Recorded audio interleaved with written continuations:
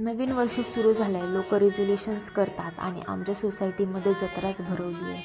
कुठे पार्टी, कुठे DJ.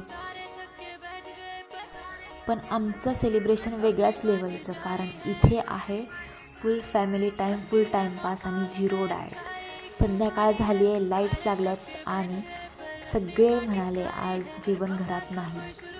लहान मुले इकडे तिकडे धावत आहेत, मोठे लोक गप्पा मारत आहेत आणि सगळ्यांच्या डोळ्यात एकच चमक, आज खूप खायचं. आणि मग काय सुरू झालेत स्टॉल.